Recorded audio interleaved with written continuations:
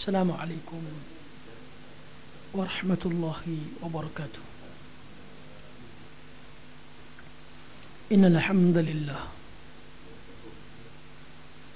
نحمده ونستعينه ونستغفره ونعوذ بالله من شرور أنفسنا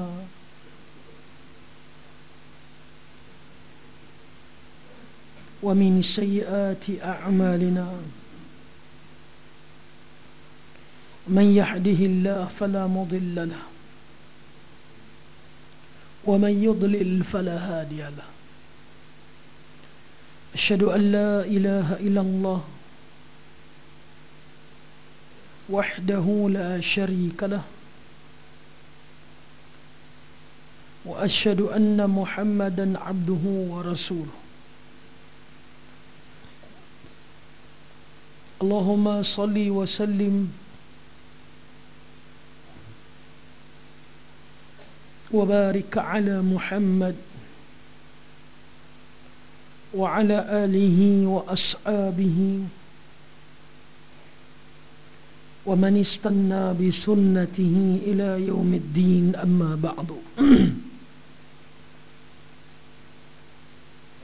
يا أيها الناس اتقوا ربكم الذي خلقكم من نفس واحدة وخلق منها زوجها وبث منهما رجالا كثيرا ونساء واتقوا الله الذي تساءلون به والأرحام إن الله كان عليكم رقيبا. Sidang jamaah yang dirahmati oleh Allah, di dalam sepotong hadis yang sahih riwayat Imam Muslim, Nabi sallallahu alaihi wasallam bersabda, "Man kana yu'minu billah wal yawmil akhir falyukrim dhaifah." Kata Nabi, sesiapa yang beriman kepada Allah, beriman kepada hari kebangkitan, falyukrim dhaifah, kata Nabi, hendaklah dia memuliakan tetamu. Muliakan tetamu ni antara ciri-ciri orang yang beriman kepada Allah dan beriman kepada hari kebangkitan. Ini ciri-cirinya. Dan saya boleh kata kepada tuan-tuan, memuliakan tetamu ini adalah merupakan perangai dan sikap yang boleh kita namakan eksklusif yang dimiliki oleh orang-orang Arab. Kita ni, agama ajak kita, tuan-tuan puan-puan sekalian, kita diajar oleh agama ni untuk muliakan tetamu 3 hari ya. Ni cuti sekolah kan. Anak melakan, anak saudara penuh main rumah. Adik-beradik duk main rumah dan sebagainya. Agama ajak kita ni muliakan dia 3 hari ya. Mai daripada Semenanjung, mai daripada Pantai Timur, mai jalan KL ni, kita rumah kat sini. Agama ajak kita layan dia 3 hari ya. Kalau lepas 3 hari tak ada tanda-tanda macam nak balik, kita nak perambat pun tak apa. Tapi kita tak buat lah. Tapi agama benarkan. Tapi orang Arab tidak ada sikap macam ni. Kita dinamakan sebagai Rabbul Bait. Kita dinamakan sebagai tuan punya rumah. Sepanjang kita bertamu di rumah dia.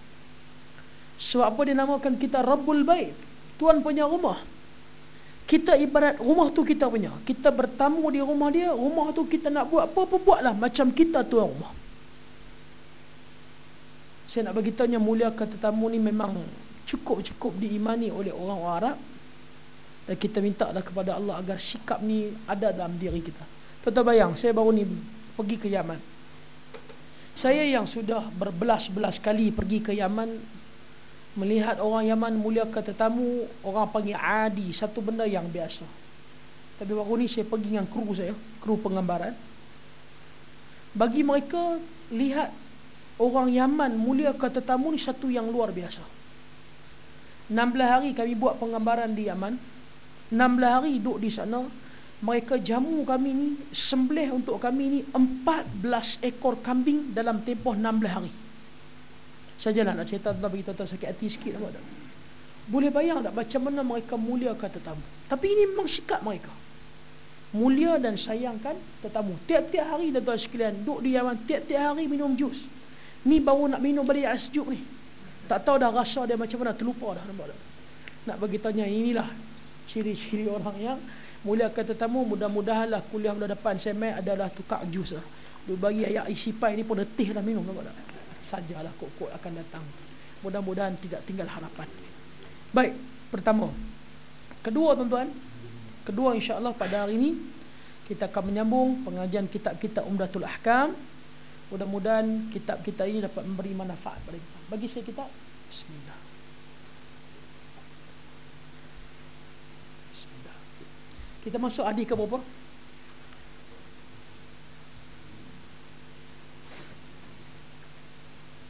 Kalau ikut sini, hadis ke-25. Bab 25. Okey.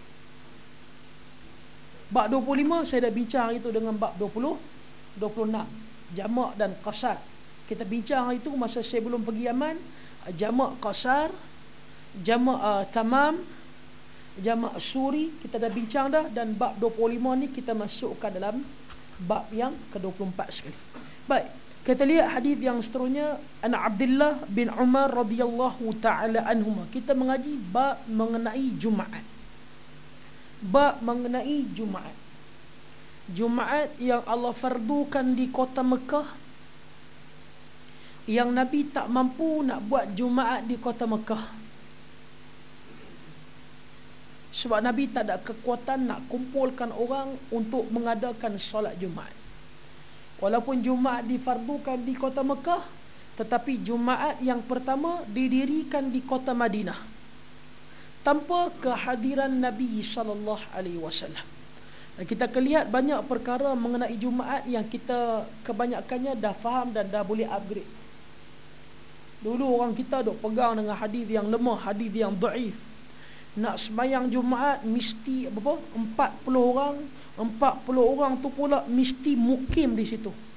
Betul tak? Tapi bila orang dah upgrade, orang faham, tak jadi isu. Sebab tu di Menara Maybank pun buat Jumaat. Di PWTC pun buat Jumaat. Di bawah tanah, bawah kubur ni saya duk mengajak apa dia, bawah kubur pula dah apa? Bank Islam. Tahu no? Saya duk mengajak bawah kubur. Tu pergi sembahyang Jumaat situ bawah kubur tu.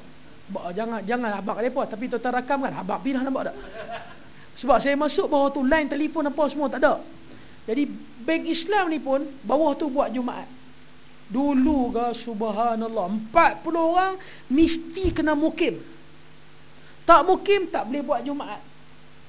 Kalau kampung-kampung dulu kalau tuan-tuan teringat, kalau hujan lebat, jamaah yang hadir tak ramai, dah masuk dah waktu zuhur, Bilal nanti kira dulu. Kira 39.5. Setengah tu sebab OKU. Tak sembahyang Jumaat. Tak betul. Tak sembahyang Jumaat. Sembahyang zuhur.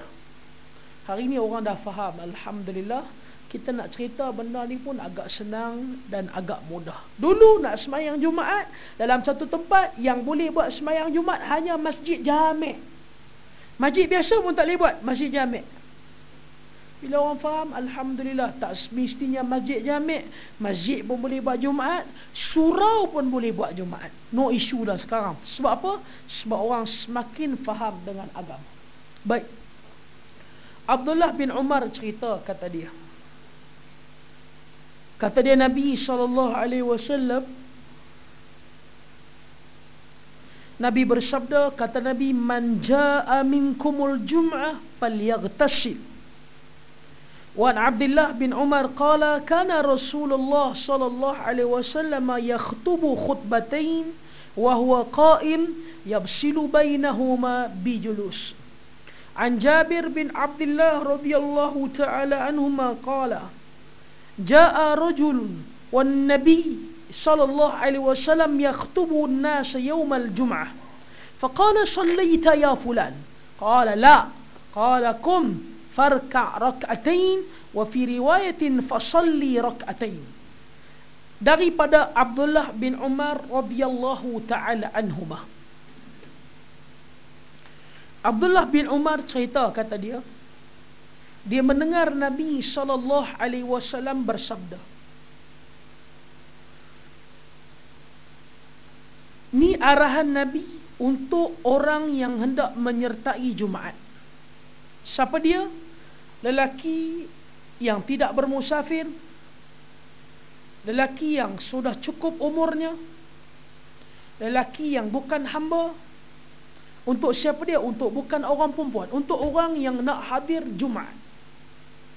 Apa arahan Nabi? Kata Nabi, man jaa minkumul jum'ah falyaghtasil.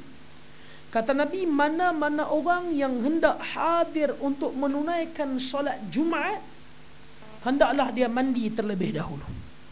Kalau kita lihat keumuman hadis ni, seolah-olah arahan Nabi itu bermula ketika mana kita hendak pergi ke masjid menunaikan solat Jumaat.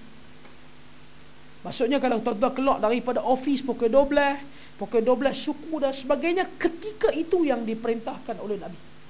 Dan kalau kita dapat buat yang sedemikian, itulah yang paling baik. Tetapi kalau kita tak dapat buat sedemikian, ambillah sepotong hadis yang Nabi kata, ghuslul yaumul jum'ah wajibatun ala kulli muhtallim. Kata Nabi, mandi pada hari Jumaat. Jadi Nabi guna perkataan mandi pada hari Jumaat, bermaksud kalau pagi itu sebelum tuan-tuan datang kerja, tuan-tuan dah mandi dan sebagainya, subuh sebelum kita pergi masjid untuk solat subuh kita dah mandi dan sebagainya, maka sudah merangkumi mandi pada hari Jumaat. Tuan-tuan, benda ni simple. Tuan-tuan, kalau kita buat, ada ganjaran yang tersembunyi. Yang tuan-tuan pernah ingat, saya pernah baca hadis yang Nabi kata, man ightasala yaumul jum'ah wa massa min tib imra'ati in kana laha wa lam yatakhattar riqab wa lam yalghu 'inda al-maw'idhah kanat kafaratun lima bainahuma. Yang Nabi kata, sesiapa yang mandi pada hari Jumaat, pakai haruman paling baik, ingat ke hadis ni?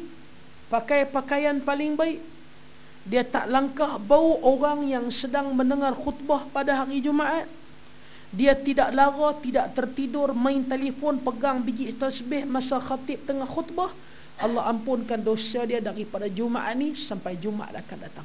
Imam Asy-Syafi'i menyebut mandi hari Jumaat hukum dia sunat muakkadah, sunat yang sangat dituntut. Untuk siapa dia? Untuk orang yang hendak hadir solat Jumaat. Imam Abu Hanifah mengatakan solat Jumaat ni hukum dia wajib untuk orang yang hendak menunaikan solat Jumaat. Ini kata Imam Abu Hanifah. Sebab tu saya duduk di Pakistan 8 tahun. Orang Pakistan kalau hari Jumaat dia mandi, tuan-tuan, di universiti kami ni, hostel kami, Allah jam. Dia mandi betul-betul. Orang Pakistan, India, Bangladesh ni kalau musim sejuk, rutin lah bagi dia tu mandi 2-3 minggu sekali tu biasa. Yang ni biasa, musim sejuk. Tuan-tuan yang pernah duduk luar negeri pun kita tahu benda tu biasa. Jadi masalahnya bila dia main Malaysia, dia buat perangai tu. Tu yang bila tuan-tuan semayang tepi dia angkat takbir, kita jatuh mati syahid. Jadi perangai tu dia bawa mai ke Malaysia. Jadi nak bagi tahunya kepada kita, pada tuan-tuan sekalian, mandi pada hari Jumaat ni jangan diluput sunnah ini. Jangan diluput. Kalau tuan-tuan berkemungkinan esok hari Jumaat, sebelum Jumaat keluar pukul 12, balik rumah dulu apa agak lebih kurang ke, itulah waktu paling baik untuk kita mandi.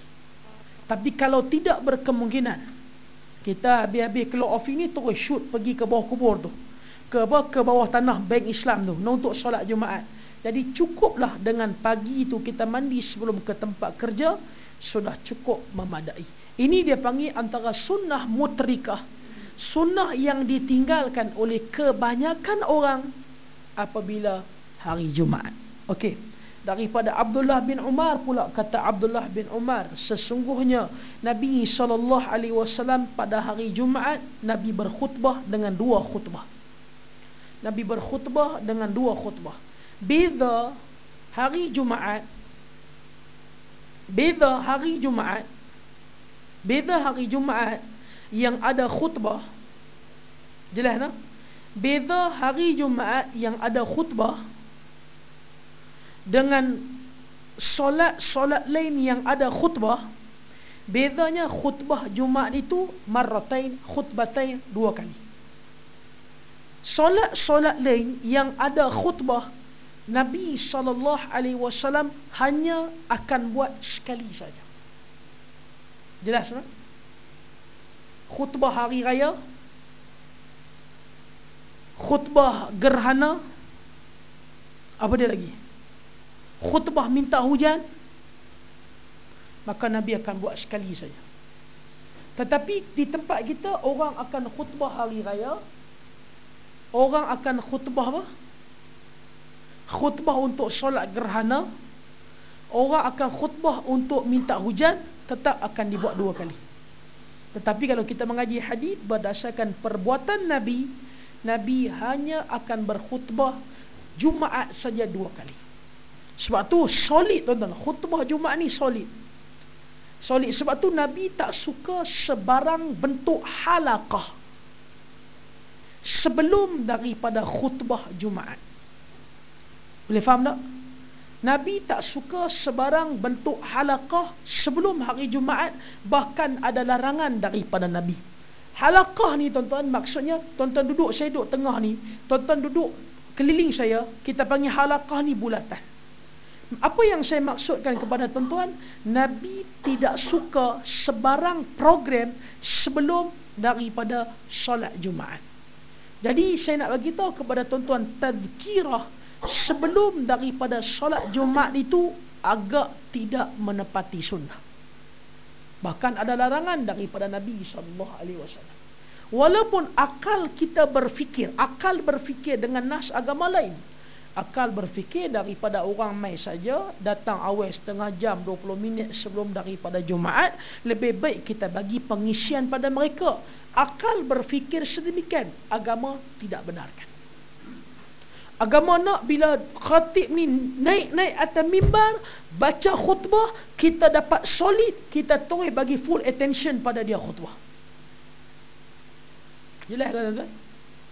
Boleh faham tak? Dia budaya tazkirah sebelum Jumaat ni pun baru lagi. Dulu tak ada pun. Dulu tak ada. Tu hangguk tu ada ke tak ada tu? Tak ada. Tak ada kalau macam ni. Bukan macam tu. Bagi kita kata dulu tak ada, dia hangguk. Mana pula. Jadi kurang faham sikit nampak dah. Mentang-mentang potong rambut tu jadi kurang faham sikit nampak. Jadi Nabi nak solid. Sebab tu khatib, saya pesan pada diri saya yang duk baca khutbah tiap-tiap minggu. Khatib yang berkhutbah, kalam dia, perkataan dia, qalla dalla. Qalla dalla. Ni orang Arab dia pepatah. Qalla dalla. Pendek, padat, penuh perisian, orang dengar puas hati, kenyang seminggu. Sebab tu saya bagi tahu pada tuan-tuan, khatib khutbah kalau nak mengikuti sunnah Nabi, tidak lebih daripada 15 ke 20 minit. Tentu tuan-tuan pun setuju kalau khutbah pendek, betul tak? Khatib khutbah 15-20 minit saja. Bagi 15-20 minit ni penuh perisian, aqulu qawli hadha, berhenti. Sebab Nabi tak suka kita khutbah banyak-banyak. Sebab tu Nabi kata sebijak-bijak khatib yang berkhutbah, khatib yang memendekkan apa dia khutbah dan memanjangkan solat. Kita hari ni khutbah panjang, semayang pendek. Kita terbalikkan sunnah Nabi. Dia kata, ustaz saya ada banyak benda nak sebut atas mimbar, khutbah saya kena panjang. Kita dengan Nabi lagi banyak benda nak sebut, tapi Nabi tetap pendekkan. Jadi saya kalau khutbah 15-20 minit cukup clear. Cukup 15 ke 20 minit sudah memadai, sudah mencukupi. Masa saya sampai di Yaman, saya solat di satu masjid di Moshah ni di Siun, Hadramaut. Khatib ni dia baca khutbah 15 minit. Tapi bila dia baca khutbah 15 minit sampai sekarang ni, Apa yang dia cerita tu tikam jantung kita. Dia tak cerita panjang. Dia cerita hadis birrul walidain, hadis dia cerita ayat Quran yang dia cerita mengenai buat baik pada mak pak. 15 minit dia cerita tuan-tuan, sampai sekarang terkesan, dan saya ingat sampai sekarang satu masjid teriak bila dia berbicara hadis mengenai buat baik pada mak pak, yang dia kata betapa gagalnya kita sebagai anak-anak berbuat baik pada mak pak. Kata Nabi suruh pendek. Dan khutbah Nabi 2 kali. Membezakan di antara 2 khutbah itu dengan Nabi duduk. Dengan Nabi duduk. Nabi duduk. Kemudian Nabi SAW bangun, khutbah yang kedua selesai, dan solat didirikan. Dan solat itu dipanjangkan daripada khutbah. Ada 2 maksud panjang. Ada 2 maksud. Maksud yang pertama, kalau khutbah tu 15 minit, solat mesti lebih panjang daripada 15 minit. Itu maksud pertama. Maksud yang kedua ialah dipanjangkan solat, maksudnya surah-surah yang dibaca di dalam solat Jumaat, surahnya lebih panjang daripada surah-surah yang kita dok baca dalam solat Maghrib, Isyak dan sebagainya. Kalaulah dalam solat Maghrib, Isyak kita dok baca Alam Nashrah, dok baca Wattini wal Zaitun, hari Jumaat Sabbih isma rabbikal a'la, rakaat kedua Hal ataka hadithul ghashiyah. Itu maksud dia. Sebab tu khatib pendekkanlah khutbah. Pendekkanlah khutbah dan panjangkanlah sedikit solat. Baik, daripada Jabir bin Abdullah, Jabir bercerita.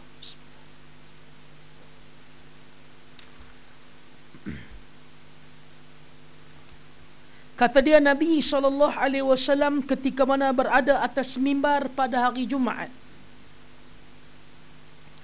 masuklah seorang lelaki di saat Nabi membaca khutbah. Lelaki tu masuk hari Jumaat, dia terus duduk.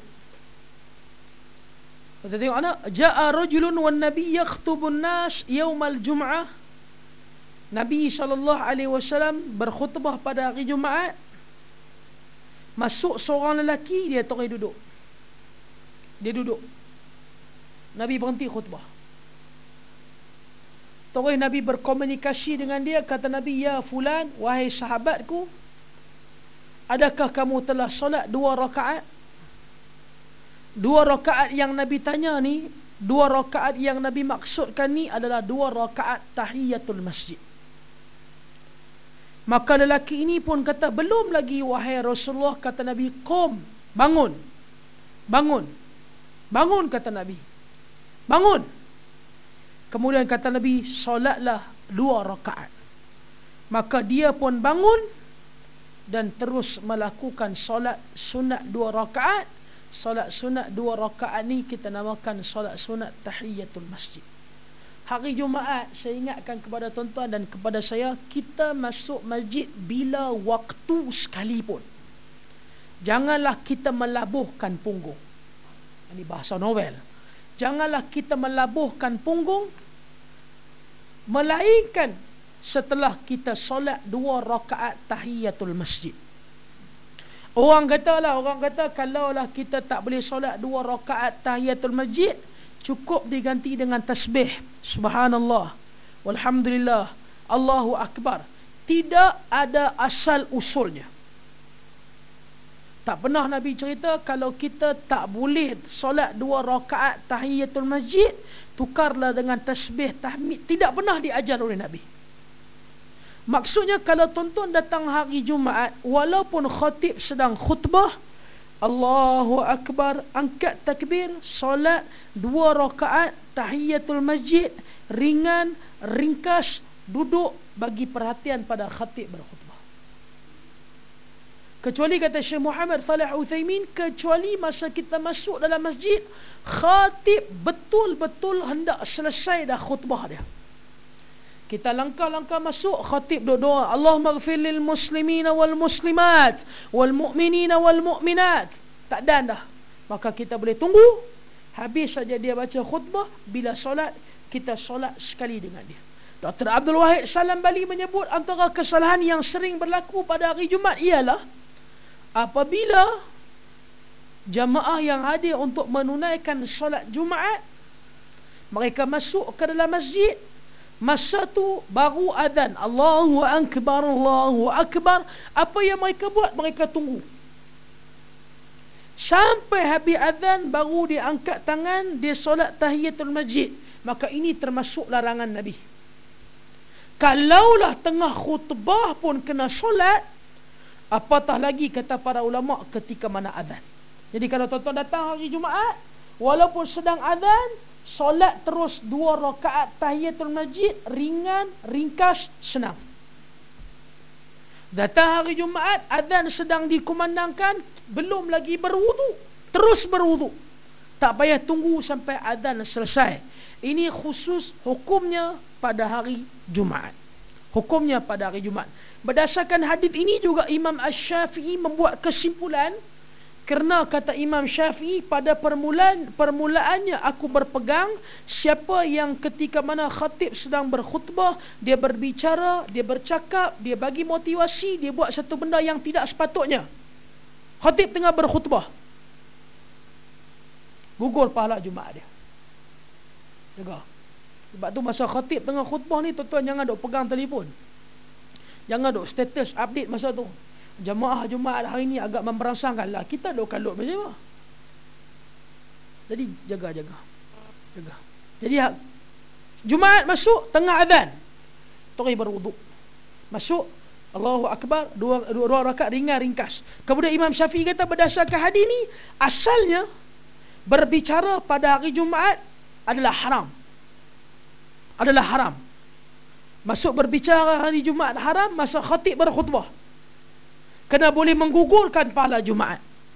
Tetapi sekiranya tuan-tuan nak berbicara dengan khatib nak berbicara dengan tuan-tuan, perlu, berdasarkan hadis inilah Imam Syafi'i membolehkan. Dan saya dah bercerita pada tuan-tuan beberapa kali, menjadi kebiasaan orang Arab, kalau khatib sedang berkhutbah, ada satu benda yang dia tidak jelas, dia akan bangun dan dia akan minta khatib tolong jelaskan. Biasa.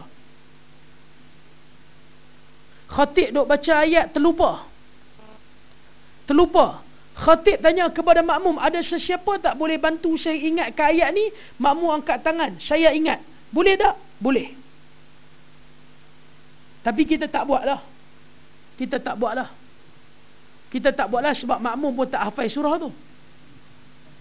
Kita duk baca ayat apalah, kita duk main cerita bab ekonomi negara.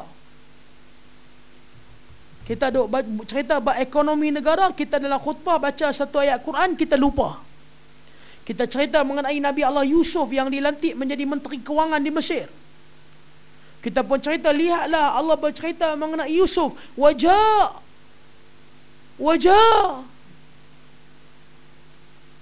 Ada sesiapa yang ingat ayat ni? Makmum kata, dah lah tak ingat, baca apa-apa, dan kali baca ayat lain, maklum balas dia nampak. Tapi benda ni di luar negara biasa.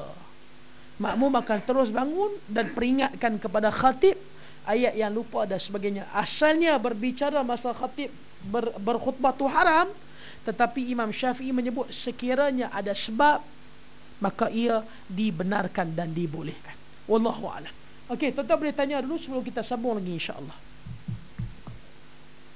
Bismillah.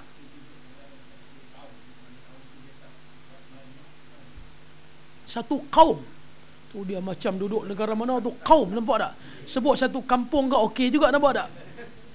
Kalau kita duduk satu kaum, mereka tidak mendirikan solat Jumaat, tak ada orang solat Jumaat di situ, maka gugurlah Jumaat untuk diri kita. Gugurlah Jumaat untuk diri kita. Walaupun berminggu-minggu, berbulan-bulan. Kerja dengan Azan tak pergi ke luar negeri satu tempat, jumpa dengan satu kaum yang masih belum luput lagi atas muka bumi. Tak ada orang Islam di situ, benda berlaku. Tak ada orang Islam di situ dan sebagainya. Dia kena buat kerja di situ 4 minggu.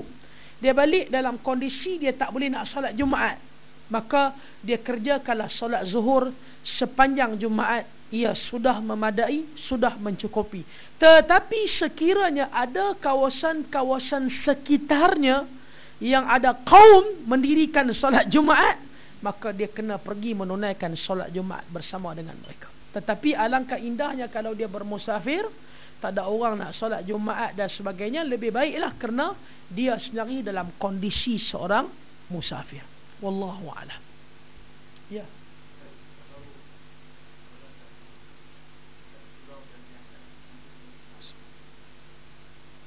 Tiga, para ulama berbicara solat Jumaat di surau tiga.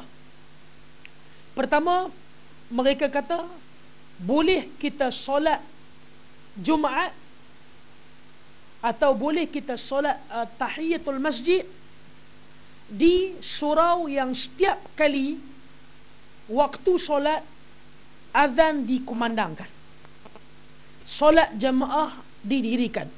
Kata mereka kita boleh solat Jumaat, solat tahiyatul masjid di surau tu.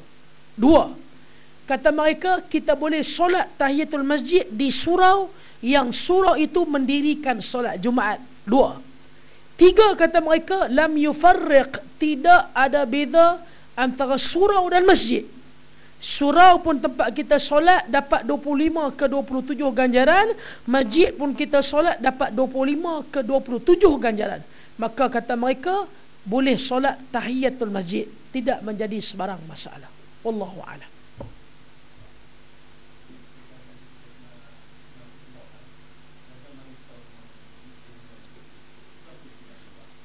Buat bodoh ya. Buat bodoh ya. Nampak tak? Kita tengah dengar khutbah. Dia sebenarnya susah nak bagi tahu benda ni tu. Nabi ni, tuan-tuan bayangkan, tengah khutbah kita dok pegang biji tasbih. Nabi kata sia-sialah Jumaat kita. Tengah khutbah member kita dok bising, kita pun kata Nabi gugurlah pahala hari Jumaat. Tambah pula tabung khutbah lalu depan kita. Berkeluar dengan beg duit semua, cari duit pun tak jumpa. Jadi buat tak tahu ya. Sebab tu saya pesan pada pihak pentadbiran masjid, memang hari tu hari yang sesuai kita nak pau duit jemaah, hari tu sangat sesuai sebab orang ramai. Tapi lebih baiklah kita jalankan tabung tu sebelum khatib berada atas mimbar. Masa azan pertama tu, khatib tak naik atas mimbar lagi. Allahu Akbar, Allahu Akbar. Semua orang duk semayang 2 rakaat. Khatib tak naik atas mimbar lagi. Jalanlah tabung. Jalan. Panggillah budak-budak berkeluar karung kan. Kita duk minta. Tak apa. Tapi masa khatib berkhutbah, Nabi tak bagi. Jadi masalah yang timbul masa kita khutbah tu lah, tabung tu ditolak. Tiba-tiba tabung tu berhenti depan kita. Kita ni serba salah. Nak tolak ke? Nak dengar khutbah? Serba salah. Saya tahu dilema ni. Jadi lebih baiklah kita ambil keputusan, kita abaikan saja. Kerana Nabi tak bagi kita buat apa-apa benda balaikan kita dengar khatib yang sedang khutbah. Boleh tak ustaz saya tiup tabung tu? Pun tak jalan juga. Jadi lebih baik kita tumpukan pada khutbah, biar orang sebelah yang tarik tabung tu. Yang penting gugurnya pahala dia, bukannya pahala kita. Nah, wallahu a'lam. Daripada Abu Hurairah radhiyallahu taala anhu anna Nabi sallallahu alaihi wasallam qala. Abu Hurairah radhiyallahu taala anhu kata dia, Nabi bersabda, "Idza qulta li sahibik ansik." Kata Nabi pada hari Jumaat ketika mana khatib sedang menyampaikan khutbah, member kita duk bising, member kita duk bersembang, member kita duk main telefon, duk update status semua, kita pergi kata pada dia macam tu contoh. Atau kita kata ansik ni, diamlah. Kalau dia duk main telefon apa ke, kita pergi siku dia. Kata Nabi, sia-sialah Jumaat kita.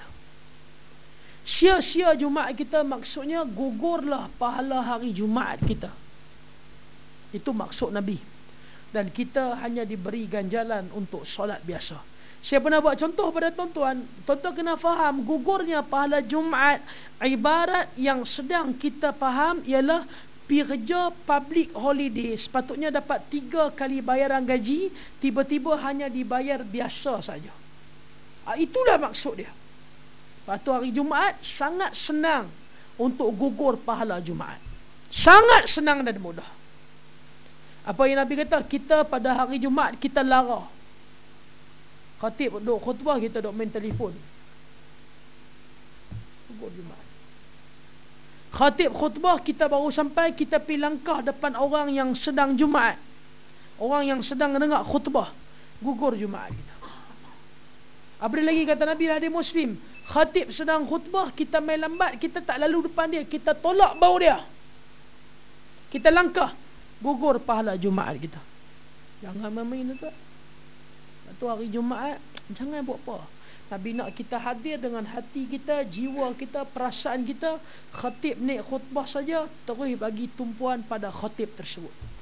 Jangan buat benda-benda yang lara. Jangan buat benda-benda yang lara. Walaupun niat kita baik nak sedekah, jalan tabung depan kita masa khatib tengah khutbah. Sedekah itu baik, tetapi waktu itu waktu yang tidak selesai. Waktu yang tidak selesai maksudnya apa dia? Waktu yang belum lagi masa tibanya selesai untuk kita berderma. Nak derma lepas daripada selesai Jumaat. Nak derma sebelum daripada solat Jumaat.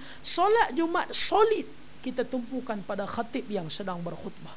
Nah, jadi sebab itulah kalau tuan-tuan datang awal pada hari Jumaat, pergi semayang di bawah kubur ni, bank Islam dan sebagainya, berwuduk, masuk, duduk sedepan yang mungkin, Allahu Akbar, 2 rakaat tahiyatul masjid, duduk, bersiap sedialah untuk mendengar khutbah. Bersiap sedialah untuk mendengar khutbah. Daripada Sahla bin Sa'din As-Sa'idi kata dia. Sahla bin Sa'din As-Sa'idi ni sahabat Nabi, dikenali dia dengan Muhajirin. Muhajirin. Dia ada 2, satu Muhajirin, satu Ansar. Dua-dua ni Allah puji. Dua-dua Allah puji. Allah bagi pada mereka gelaran, antaranya ialah fastabiqul khairat. Fastabiqul khairat, orang yang berlumba-lumba, kata Allah Subhanahu wa taala, nak buat kebaikan dan kebajikan. Siapa dia dapat gelaran ni? Sahabat Nabi. Sahabat Nabi. Sahabat Nabi.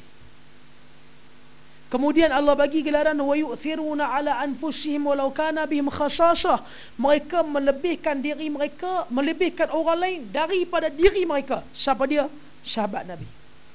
Tuan-tuan, saya tak boleh nak bayang kepada tuan-tuan kalau kita baca sejarah macam mana Muhajirin dengan Ansar. Tak boleh bayang. Itulah sahabat. Ni sahabat kita nak cerita, Sahla bin Sa'din As-Sa'idi, dia orang Muhajirin. Masa Nabi berhijrah pun dia ikut serta, dan dia tengok macam mana Ansar buat baik kepada Muhajirin yang kita tak boleh buat, tapi kita kena try. Kita bayang, Muhajirin tinggal kota Mekah semua sekali, sampai ke Madinah sebatang kara. Sampai ke Madinah sebatang kara. Nabi tak mau mereka rasa sebatang kara. Apa Nabi buat? Nabi saudarakan antara Muhajirin dengan Ansar. Nabi bagi mereka jadi saudara angkat. Ambil Muhajirin saudarakan angkat dengan Ansar. Ambil Muhajirin saudara angkat dengan Ansar. Ambil Muhajirin saudara angkat dengan Ansar. Bila Ansar ni dapat saudara daripada Muhajirin, punyalah dia berbesar hati.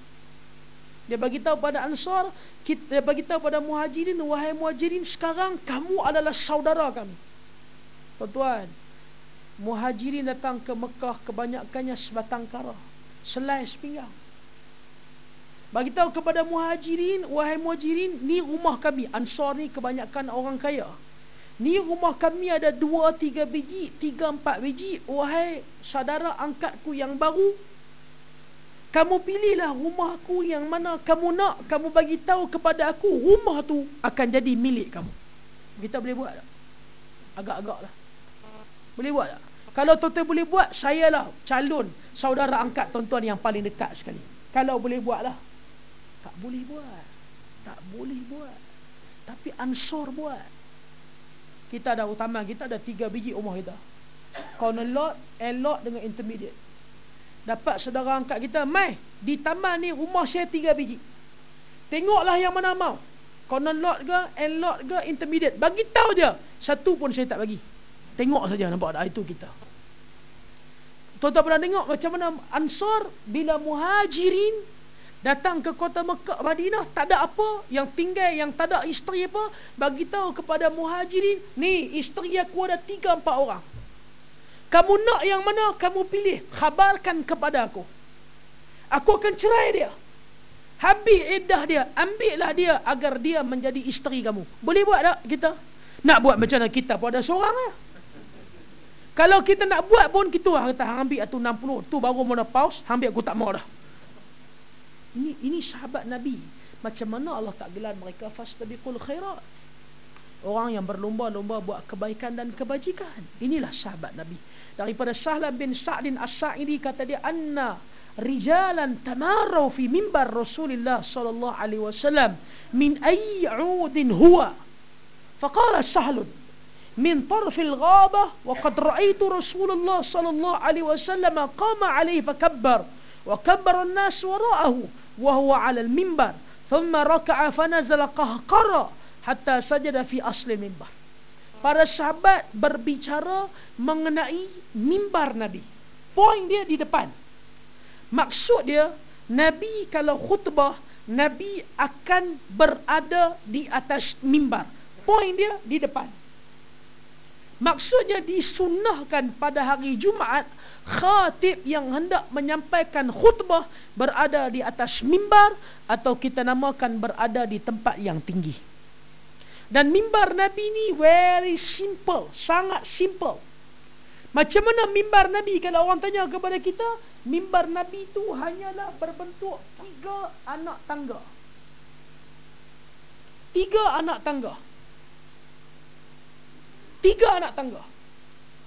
Macam mana saya nak buat contoh pada tuan-tuan?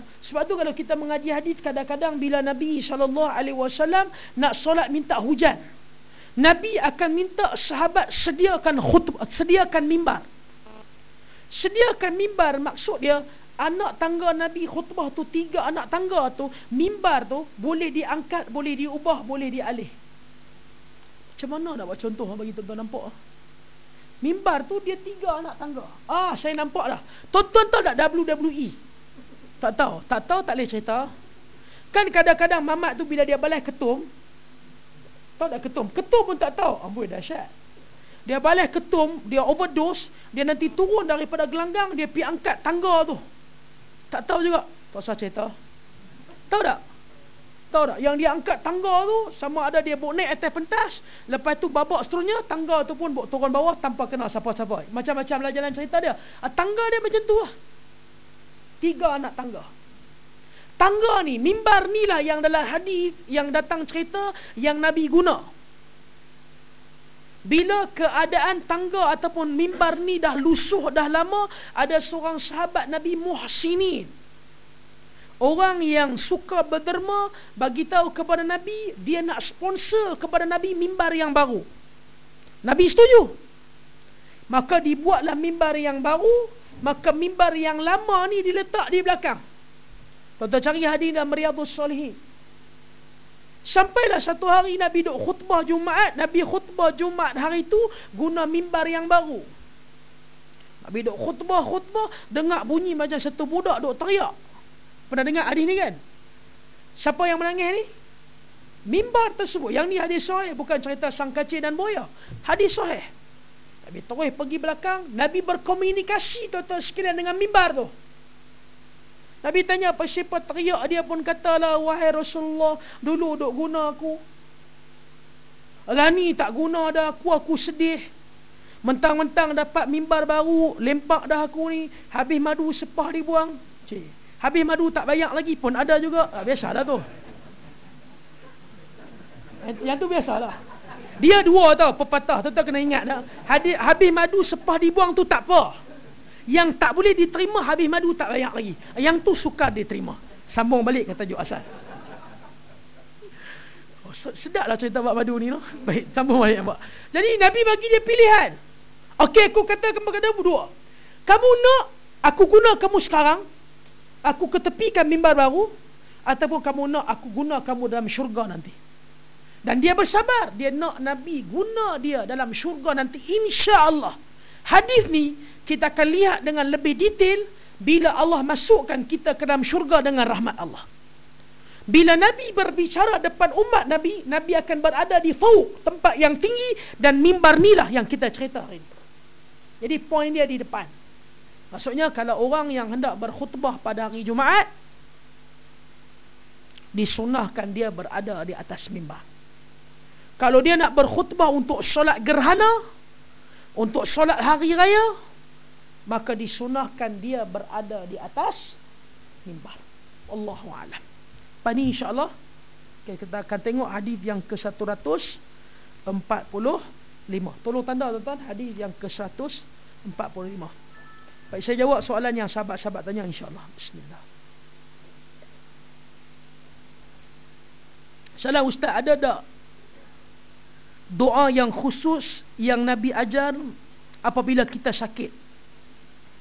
Allah Subhanahu wa taala alam.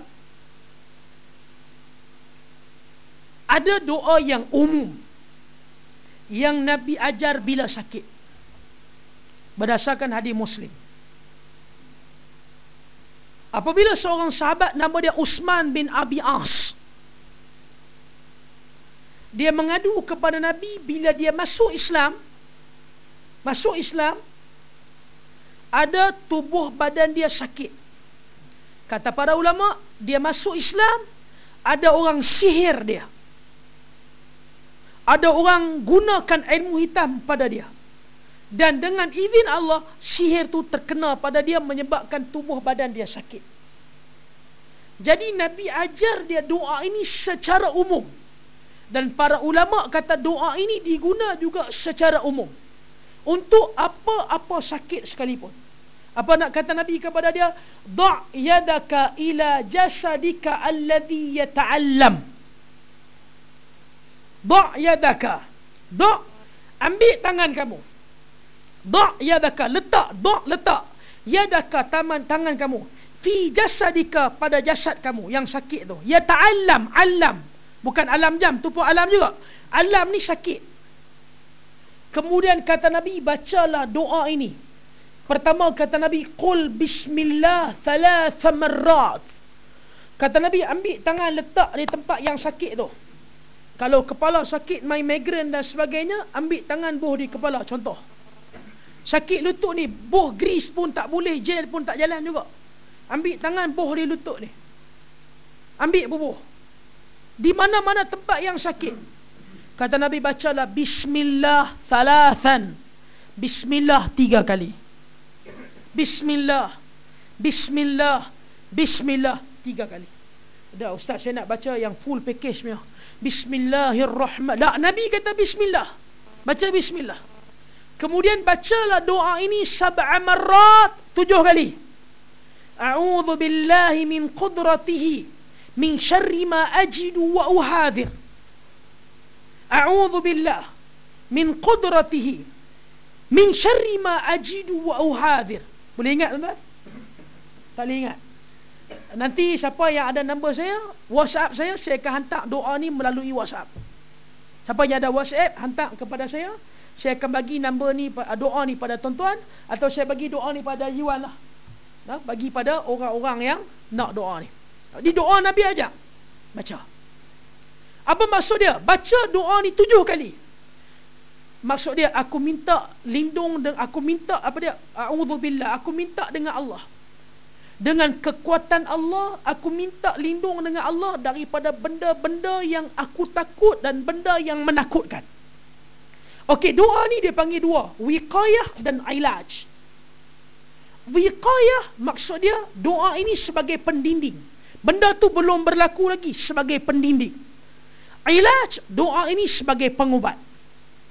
Macam mana doa ni sebagai pendinding? Dia perempuan, duk cek dada dia ni, duk rasa pelik, ada ketulan, duk ada macam kelenjar, dia takut. Tak ada apa lagi, tapi dia takut. Maka dia ambil tangan dia buat. Ini sebagai wiqayah, sebagai pelindung. Bismillah. Baca 7 kali. A'udzu billahi wa qudratihi min syarri ma ajidu wa uhadir. Hadis ini sahih. Baca 7 kali. Ini Nabi suruh buat. Kalaulah dah ada dah, doktor kata puan dapati puan ada sis ke apa ke, baru peringkat awal ke, baca juga sebagai dia panggil pengubat. Itu maksud doa. Apa dia? Aku minta lindung dengan Allah daripada perkara yang aku takut dan menakutkan. Dia lebih kurang sama yang saya cerita beberapa bulan yang lepas. Yang member saya yang lepas kuliah dulu, tiap-tiap lepas kuliah main duk sembang makan apa, lepas kahwin terus balik, ingat tak? Yang saya jumpa dia, saya tanya, takut kat bini ke? Dia kata, tak, saya tak takut kat bini, cuma dia menakutkan. Lebih kurang sama. Lebih kurang sama. Takut dan menakutkan. Kata Uthman bin Abi As, fa fa'altu dhalik. Aku buat apa yang Nabi suruh. Sekali aku buat dan aku tahu ini sunnah. Kata Uthman bin Abi As, teruslah hilang penyakit ni daripada diri dan tubuh badan aku. Lantas aku mengajar pula adik-beradik aku, kaum kerabat aku, saudara mara aku, doa yang sama. Jadi insya-Allah kita sama-sama praktikalkan apa yang disuruh oleh Nabi yang mulia sallallahu alaihi wasallam. Doa ini secara umum. Secara umum. Sakit kepala, buh kat kepala.